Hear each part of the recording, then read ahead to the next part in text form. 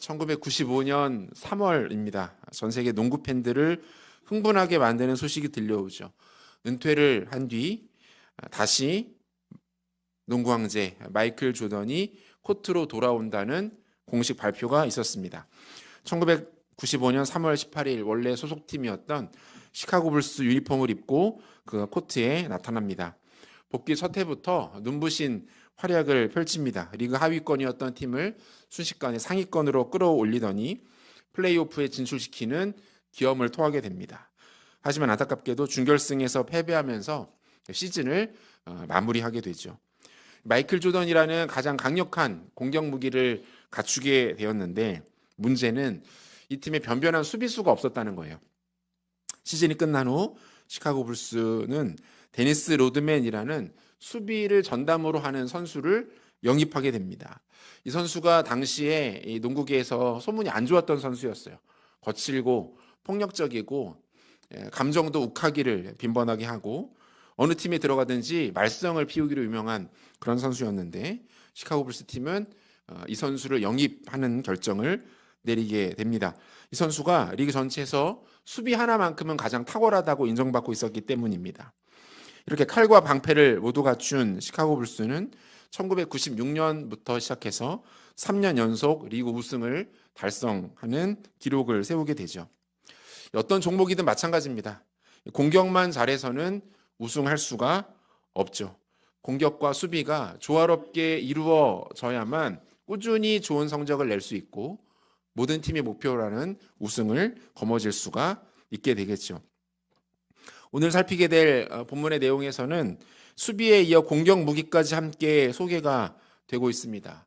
성도가 영적 정쟁에 나갈 때 갖춰야 하는 영적 전신 갑주, 공격 그리고 보호 모든 것들을 할 수 있는 장비들이 오늘에서야 완성이 되고 있는데요. 두 가지 방어구 그리고 한 가지 무기에 대해서 살펴보도록 하겠습니다. 각각의 내용들을 살피면서 우리에게 주시는 은혜와 또 신앙에 적용해 보기를 원합니다. 먼저 믿음의 방패 나오죠. 본문 16절 보면 모든 것 위에 믿음의 방패를 가지고 이로써 능히 약한 자의 모든 불화살을 소멸하고 이렇게 돼 있어요. 이 로마 군사들이 전투에 나갈 때 사용했던 방패는 두 종류가 있었다고 해요. 하나는 전신, 몸을 거의 다 가릴 수 있는 길고 큰 방패가 있었고 또 하나는 빠른 동작에 용이한 손방패가 있었다고 합니다. 오늘 본문에서 다루는 방패는 전신을 다 가리는 커다란 긴 방패를 말합니다. 헬라어로 튀레오스라고 하는데 이 튀레오스라는 말 자체의 어원이 문이에요. 문. 달려있는 문 말하죠. 실제로 이 방패가 문짝처럼 크고 단단했기 때문에 붙여진 이름이라는 거예요. 크기가 문처럼 컸기 때문에 무게는 가볍지만 내구성은 견고한 나무로 제작을 했습니다. 그리고 그 위에 동물의 가죽을 덧입힙니다. 그리고 전투를 나가기 직전에는 동물의 가죽 부분을 물에 담가서 가죽이 충분히 물을 먹도록 조치를 했다는 거예요. 이렇게 하는 이유는 뭘까요? 적들이 쏘는 불화살을 막아내기 위함입니다. 문에 딱딱한 나무에 가죽이 덧입혀져 있으면 화살이 꽂히기가 어렵고 그리고 그 가죽에 물을 먹였기 때문에 불화살이 날아든다 할지라도 불이 붙지 않을 수가 있었던 거죠. 오늘 본문의 상황과 정확하게 맞아떨어지고 있는 거예요. 이 바울은 악한 마귀의 공격을 불화살로 묘사를 합니다. 공격이 단조롭지 않다는 거죠. 그만큼 강력하고 거칠다는 거예요. 마귀가 실제로 우리에게 시험을 던질 때 그 시험거리들이 결코 평면적이지 않습니다. 단순하지 않다는 거죠. 어떤 때는 재정의 문제, 건강의 어려움, 관계의 위기, 이 모든 것들이 한꺼번에 우리에게 날아오기도 합니다. 게다가 질기고 집요하죠. 우리가 욥기의 내용을 통해서 알 수 있는 내용이 이런 것 아닙니까? 이 마귀가 성도를 괴롭히는 데 있어서 쉽게 포기하지 않습니다. 잠깐 주춤하다가도 방심한 틈을 타서 또다시 공격을 합니다. 이 원수 마귀의 공격은 불화살처럼 우리 가운데 임하게 된다는 거예요. 그러므로 이러한 공격을 막아낼 수 있는 견고하고 특화된 방패가 필요한데 그 방패가 바로 믿음이죠. 믿음의 방패에 대해서 우리가 크게 세 가지 정도 생각해 볼 수 있는데, 첫 번째는 이 믿음의 방패를 끝까지 붙들어야 된다는 겁니다. 믿음의 방패를 끝까지 붙들어야 된다. 로마 병사들이 전쟁터에서 전사하게 되면 그 시신을 수습할 때 사용했던 방식 중에 하나가 그 병사가 들고 싸웠던 방패 위에 시신을 안치해서 운구하는 방식이었다는 거예요. 방패가 병사의 키만큼이나 컸기 때문에 그 방패 위에 시신을 올려서 다시 고향으로 돌아오는 방식들을 취했다는 겁니다. 그러니까 이런 의미에서 본다면 이 방패는 한 사람의 병사에게 굉장히 다양한 의미를 갖고 있겠죠. 그가 살아 싸울 때는 자신을 지켜주는 용도로 쓰이다가 그가 목숨을 잃었을 때까지도 마지막까지 그 시신을 지탱해주는 도구가 바로 그 방패가 되었던 거예요. 성도에게도 믿음은 이런 역할을 합니다. 우리가 이 땅 살아갈 때 하나님께서 우리 가운데 주신 사명을 감당하면서 하루하루 인생의 길을 살아갈 때 결국 우리의 인생을 지탱해 주는 것은 이 믿음이죠. 성도가 이 땅을 살아가는 방식은 하나님께서 우리에게 주신 믿음을 발휘하는 것입니다. 말씀을 기억하고 삶의 현장에서 그 말씀을 우리의 가슴에, 우리의 마음에 새기는 거죠. 두려움과 염려와 근심과 걱정이 우리 가운데 찾아올 때마다 우리가 붙들었던 말씀을 찾아내어서 다시 한번 되새기고 그 말씀으로 두려움과 염려들을 대적하여 맞서는 겁니다. 이게 말씀으로 믿음으로 살아가는 신자의 방식인 거죠. 복음서에서도 보면 예수님께서 믿음의 크기에 대해서 언급하시는 내용들이 나와요. 누군가를 향하여서는 믿음이 작다. 주로 제자들이 얘기 많이 들었는데, 또 전혀 생각하지 못했던 이방인들에 대하여서는 믿음이 크다. 이런 믿음을 만나보지 못했다. 한 사람이 가지고 있는 믿음의 크기에 대해서 언급하시는 내용들이 나옵니다. 여러분, 이게 의미가 있는 게 우리 안에 믿음이 시작되는 것은 하나님이 하시는 일들입니다. 하나님이 우리 가운데 믿음을 주셨고 믿게 하시는 거예요. 그런데 그 믿음이 우리 안에 커지고 작아지는 것은 개인의 역할에 따라 달라지곤 합니다. 제가 종종 설명드릴 때 가전제품으로 예를 들어드리곤 했었는데, 전원이 연결되는 것은 우리의 힘으로 할 수 있는 것이 아니죠. 전원이 연결되었다는 것은 하나님의 은혜가 우리 안에 흘러들어오기 시작했다는 거예요. 그러면 그 다음에는 무엇이 필요합니까? 전원 버튼을 눌러야 하죠. 누군가는 전원 버튼을 눌러야 하고 기계를 조작해야만 기계가 적재적소에 제대로 쓰일 수가 있습니다. 우리 믿음이 그러는 거예요. 하나님이 우리 가운데 주신 믿음, 우리 안에 이미 역사하는 그 믿음을 가지고 말씀을 기억해내고 말씀을 붙잡고 기도의 자리로 나아가고 믿음의 사람들과 그 은혜를 나누고 교회로 모여서 믿음을 공고하게 하는 일들은 개인의 결정과 의지에 따라 달라질 수 있다는 거예요. 우리가 이 세상을 떠날 때는 어떻습니까? 예수를 믿는 우리의 믿음이 우리를 천국으로 인도하죠. 성도에게 육체적 죽음이 절망과 좌절, 실패와 저주가 아닌 이유가 바로 이것 아닙니까? 우리 안에 믿음이 있기 때문에 그런 거예요. 믿음을 가지고 있는 사람은 죽음 앞에 두려워하지 않습니다. 잠깐 이 세상에서 살아가는 사람들과의 이별이 아쉬울 뿐이지 죽음이 우리를 궁극적으로 두려워 떨지 못하도록 만듭니다. 왜요? 그 믿음으로 말미암아 우리는 영원한 하나님 나라에 들어가기 때문에 그렇죠. 주님이 계신 그곳에, 이곳에서보다 상상할 수 없을 정도의 놀랍고 아름다운 삶을 우리는 살아가기 시작하게 될 겁니다. 믿음으로 말미암아 그 일들이 이루어지게 되는 거예요. 그러므로 성도는 사나 죽으나 믿음 가운데 거하는 존재다라고 말할 수가 있는 것이죠.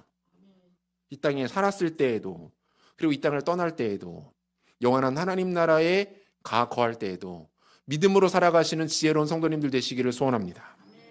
두 번째는 믿음의 방패로 하나가 되어야 한다는 것을 알 수 있는데요. 이 로마의 보병부대가 전쟁터에서 가장 효과적으로 사용했던 전술 중에 팔랑크스 진영이라는 게 있어요. 이것도 한번 소개해드린 적이 있었는데, 진영을 짜는데 커다란 방패를 겹겹이 겹치게 쌓아서 이 적들의 공격을 효과적으로 막아내는 방식이 팔랑크스 진영이라는 겁니다. 왼손에 쥔 방패로는 내 왼편에 있는 사람을 보호해 줍니다.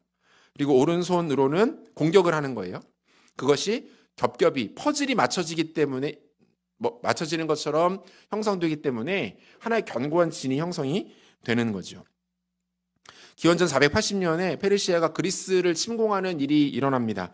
페르시아 전쟁이라고 불리는데 이때 스파르타의 약 300명의 정예 부대가 페르시아의 100만 대군을 테르모필레 협곡이라는 곳에서 저지합니다.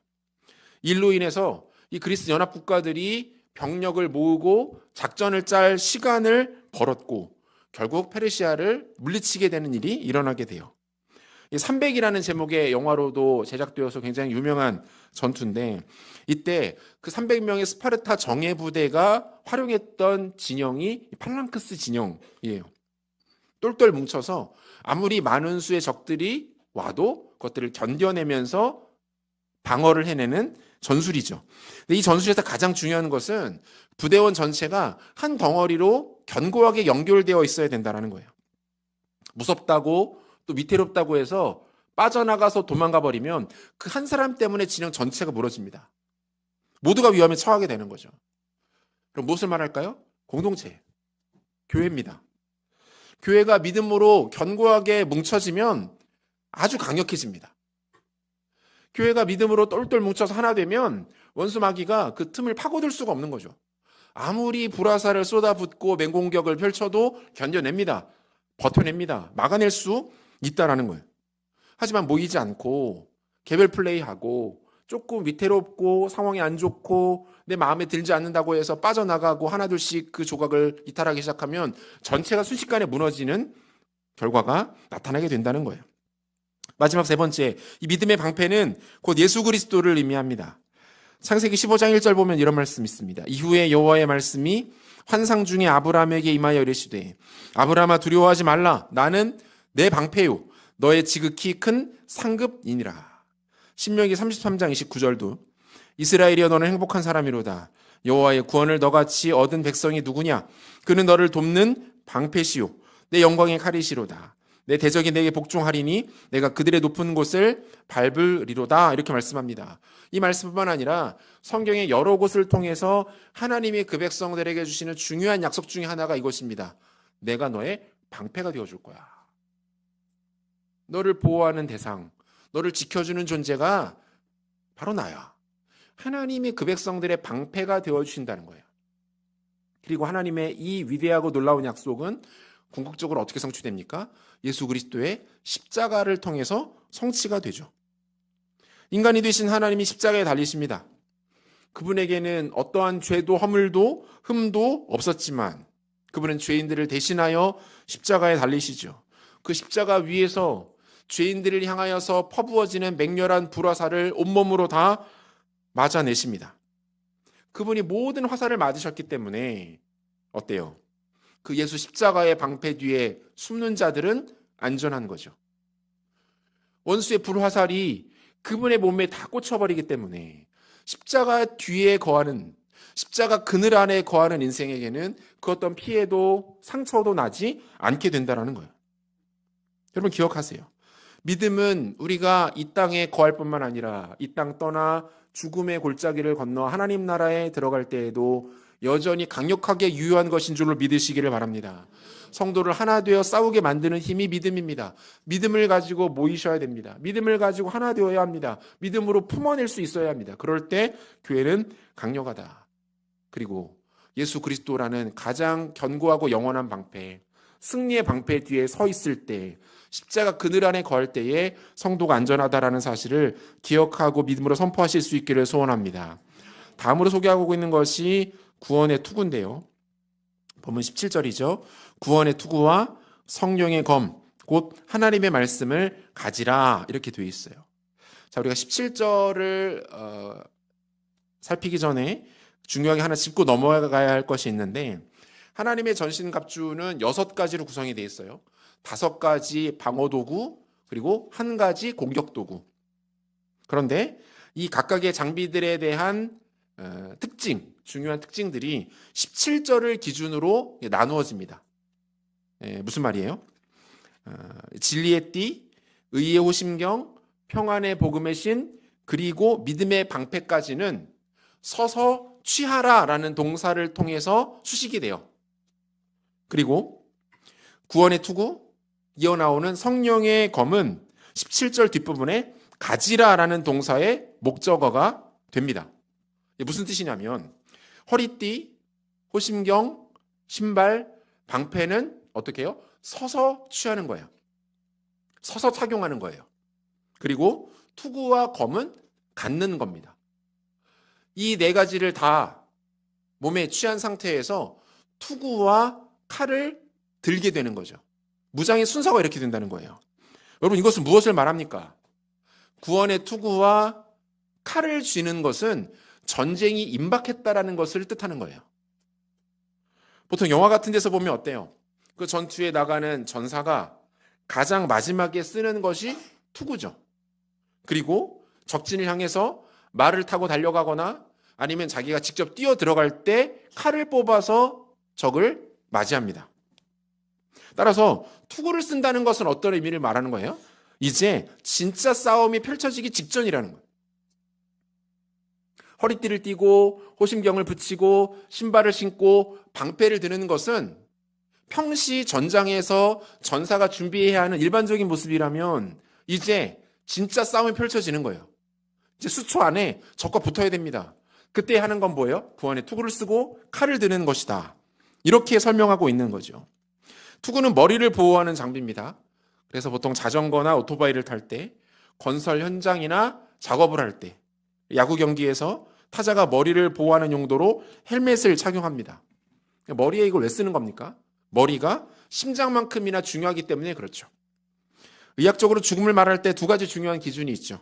심장이 멈췄는가, 뇌가 죽었는가. 뇌사라고 하죠. 둘 중 하나라도 제 기능을 못하면 그것을 의학적으로도 사망이라고 정의합니다. 따라서 이 구원의 투구는 우리가 어제 살폈던 의의 호심경, 심장을 지켜내는 의의 호심경과 연결되어서 생각해 봐야 됩니다. 우리가 어제 의를 어떻게 정리했습니까? 언약 관계 안에서의 신실함. 기억하시죠? 언약 관계 안에서의 신실함 이렇게 정리를 했고 우리의 모습이 아니라 이것은 하나님의 선언이다. 이렇게 우리가 한번 정리를 했습니다. 그 죄인이 의롭다는 선언을 받은 상태, 죄인이 하나님으로부터 의롭다는 선언을 받은 상태를 우리는 구원이라고 말하는 거죠. 그리고 우리에게 실제로 나타난 하나님의 구원 또한 하나님의 전적인 주도하심 가운데 있는 겁니다. 그러니까 하나님이 죄인들을 불러서 그리스도의 보혈을 덧입히신 이후에 선언하십니다. 너는 의롭다. 그것을 구원이라고 말하고 그 구원받은 성도의 구원을 하나님께서 구원의 완성까지 이르시는 것, 이것을 신학적인 용어로 성도의 견인 이렇게 말합니다. 성도의 견인. 하나님께서 택하신 성도들을 구원하신 백성들을 결코 잃어버리지 아니하시고 그들을 끝까지 붙드셔서 최종적 구원의 완성까지 인도하신다. 이게 성도의 견인이라는 아주 중요한 교리예요. 중요한 것은 무엇입니까? 성도의 견인 교리가 그 인생 가운데 펼쳐지는 사람에게는 중요한 특징이 하나 나타나는데 뭡니까? 그 사람은 구원의 투구를 쓴다는 거예요. 구원의 투구를 더 정교하게 착용합니다. 어차피 내가 구원 받았는데 이제 투구가 무슨 소용이 있겠어? 안 써도 돼. 이렇게 반응하지 않는다는 거예요. 적의 칼이 내 머리를 저절로 피해 지나갈 거야. 투구 굳이 안 써도 돼. 이렇게 생각하지 않는다는 거예요. 눈에 보이지 않는 어떤 보호막이 있어서 내 머리를 감싸고 있기 때문에 나는 굳이 그 무거운 투구 쓰지 않아도 얼마든지 안전할 수 있어. 이렇게 생각하지 않는다는 겁니다. 투구가 무겁고 답답해도 하나님의 군사들은 더 그 투구를 머리에 눌렀습니다. 구원이 성도들에게 주는 무게감이 있다는 거예요. 구원받은 성도가 이 땅 가운데 살아갈 때 감당해야 하는 책임과 느껴야 되는 부담들이 있다는 겁니다. 이게 하나님의 구원의 역사, 성도의 견인교리를 살아가는 성도들에게 나타나는 매우 중요한 특징이에요. 방종이라고 하죠. 구원 받았는데 이미 구원 받았는데 마음대로 살아도 되는 거 아니야? 죄 지어도 하나님이 이미 다 용서하셨는데 상관없는 거 아니야? 이렇게 접근하지 않는다는 거예요. 이미 구원받아 하나님의 구원에 이끄심 가운데 거하는 성도들은 그 무거운 구원의 투구를 기꺼이 머리 위에 씁니다. 여러분, 기독교가 말하는 구원의 신비와 영광이 바로 여기 있는 것 아닙니까? 하나님께서 책임지시고 시작하셨지만, 그리고 완성하실 것이지만, 인간에게도 그 구원을 이루는 역할들, 책임들이 주어져 있는 겁니다. 하나님께서 우리 손에 구원의 투구를 주셨어요. 그것을 머리에 쓰는 것이 무겁습니다. 답답합니다. 시야가 가려서 불편합니다. 하지만 그 투구를 귀하게 여기시고 잘 착용하라고 우리 가운데 명하십니다. 구원의 투구를 쓰셔야 합니다. 구원받은 성도로서 느껴야 되는 부담감들을 외면하지 마십시오.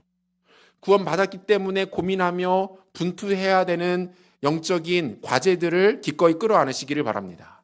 구원의 투구를 쓸 때 우리의 영혼이 강건해지고 적들과 맞서 싸울 수 있는 능력이 생기는 줄로 믿으시기를 바랍니다. 마지막, 전신갑주에서 유일한 공격무기인 성령의 검, 곧 하나님의 말씀입니다. 사실 모든 영적 전쟁의 주체는 성령님이시죠. 우리는 이미 예수님께서 승리하신 전쟁을 싸우는 겁니다. 누구와 싸우는 거예요? 패잔병들과 싸우는 거예요. 그러니까 이 전투에서 우리가 조금 밀리거나 지는 것 같아도 이 전쟁 자체의 승리는 뒤바뀌지 않습니다.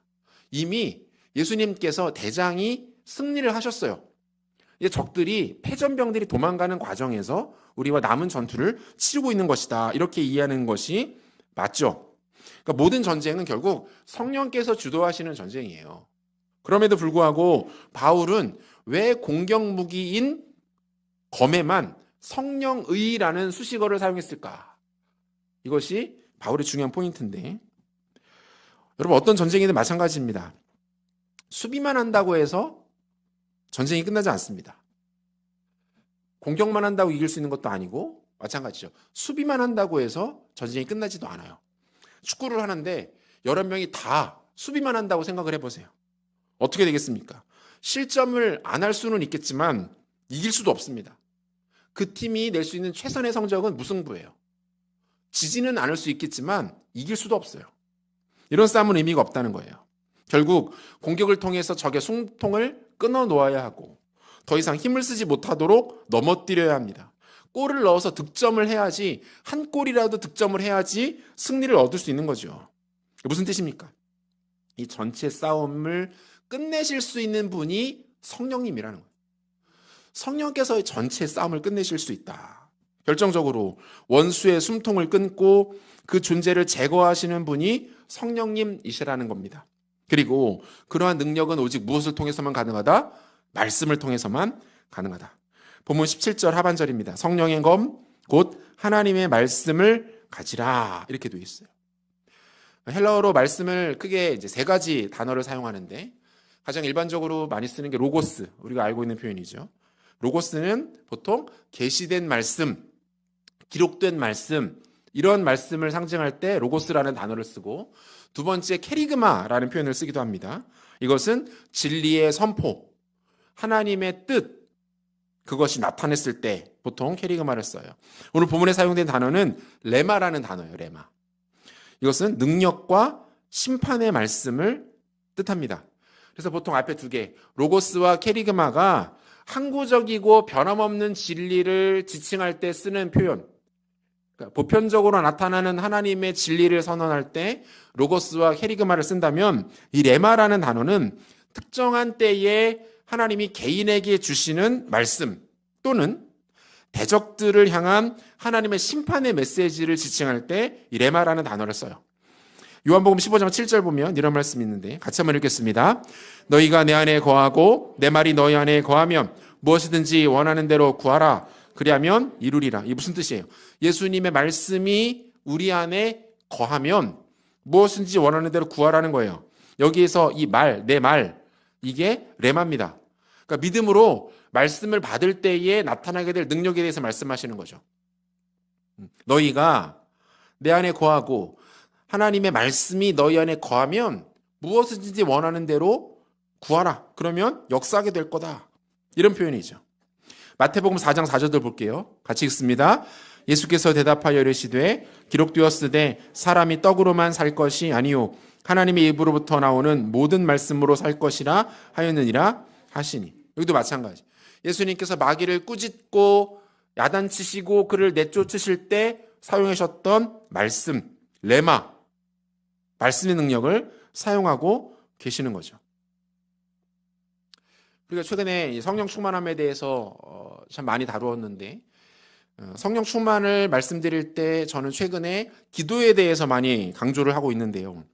그 기도만큼이나 중요한 게 하나님의 말씀이죠. 사도행전 10장 44절. 베드로가 이 말을 할 때에 성령이 말씀 듣는 모든 사람에게 내려오시니, 베드로가 이방인 고넬료에게 찾아가서 하나님의 말씀을 증거하자.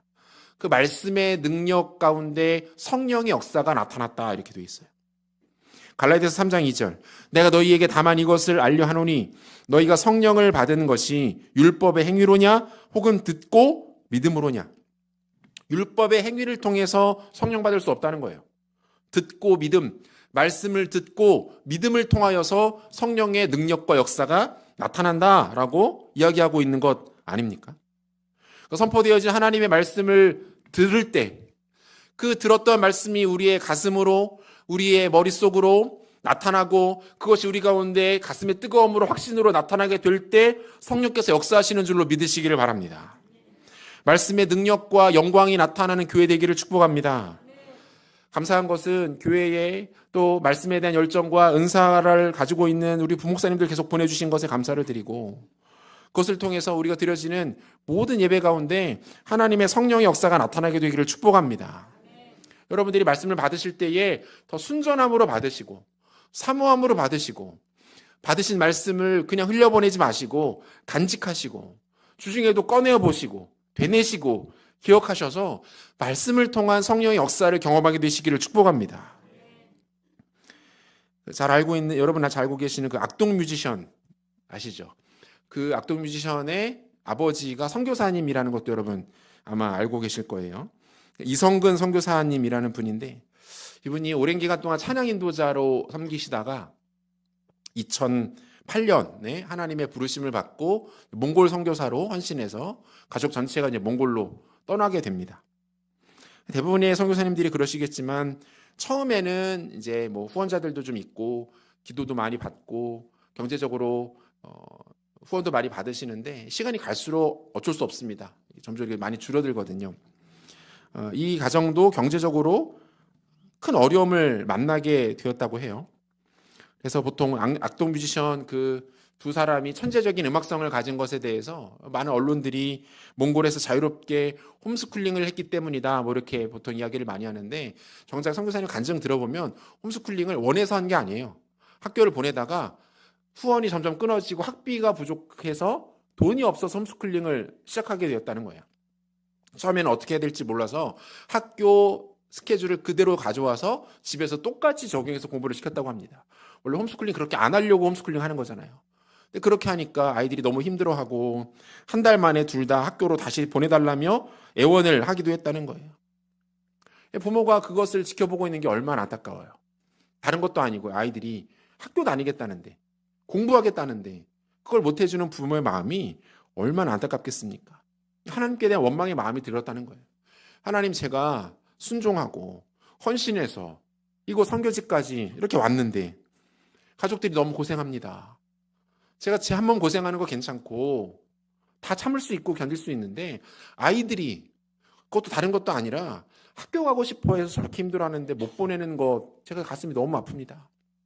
하나님한테 원망하고 하나님 앞에 속상해하고 사역을 접어야 되나 말아야 되나 이런 고민까지 하게 됐다는 거예요. 이분 개인에게는 영적인 공격과 위기가 찾아오게 된 거죠. 이분이 이 상황을 어떻게 넘겼는가 들어보니까 성경을 쭉 읽고 묵상하는 중에 이분의 가슴에 비수처럼 날아와서 박히는 말씀이 있었다는 거예요.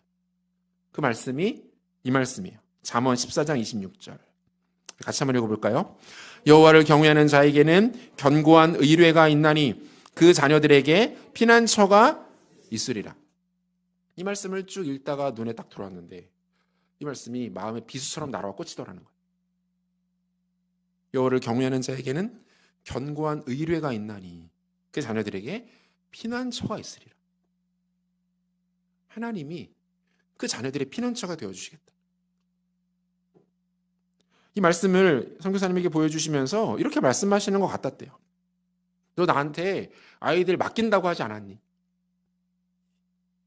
너가 입버릇처럼 하나님, 이 두 아이들 하나님 주신 생명이니까 하나님께 맡겨드리겠습니다. 하나님이 길러주십시오. 하나님이 이 아이들 앞길을 인도해 주십시오. 이렇게 기도하지 않았니? 이 말씀 앞에서 펑펑 울면서 하나님 앞에 모든 것들을 내려놓을 수 있었다는 거예요. 그리고 그 두 자녀들을 하나님이 오늘날처럼 인도해 주셨다라는 간증을 들었습니다. 이분이 뭘 경험한 거예요? 성령의 검, 하나님의 말씀을 무기로 손에 쥐었던 거죠. 찾아오는 불신, 원망, 안타까움, 속상함, 상황에 대한 절망, 마귀의 불화살 같은 이 공격을 무엇으로 배워낸 것입니까? 성령의 검, 하나님의 말씀으로 배워난 것이죠. 사랑하는 성도 여러분, 여러분들에게 주시는 하나님의 말씀이 능력 있는 말씀으로 살아나게 되시기를 축복합니다. 개인적으로 성경을 읽으시고 예배를 통해 말씀을 들으시고 구역 모임에서 말씀을 나누시는 그 말씀의 능력이 여러분 손에 전능한 성령의 검이 되어서 그 말씀을 휘두를 때마다 원수마귀가 떨어져 나가고 박살나고 부서지는 놀라운 성령의 역사들이 나타나게 되시기를 소원합니다. 말씀 마무리하려고 하는데요. 하나님께서 우리의 양손에 그리고 온몸에 방어와 공격에 필요한 모든 것들을 허락해 주셨습니다. 우리가 이미 가지고 있는 것들이에요. 우리가 놓치고 있었고 잊고 있었고 사용하지 않았을 뿐입니다. 그러므로 두려워하지 마시기 바랍니다. 물러설 이유도 없습니다. 주님 우리 가운데 가장 많이 명하시는 건 뭐라고 그랬어요? 두려워하지 말아라. 두려워하지 말아라. 주님이 우리 가운데 잔소리하시듯 말씀하십니다. 너가 이미 갖추고 있는 것들이 있고 머리에 쓰고 있는 것이 있고 손에 들고 있는 것이 있다. 그거 활용하라 말씀하십니다. 우리 가운데 이미 허락하신 이 능력의 도구들을 사용하십시오. 믿음을 발휘하고 드러내십시오. 주신 말씀을 기억하고 기도하고 선포하고 부르짖고 찬양하며 나감을 통하여 하나님의 승리를 온전히 경험하시는 귀한 교회와 성도님들 되시기를 우리 구 주 예수 그리스도 이름으로 축원합니다. 우리 같이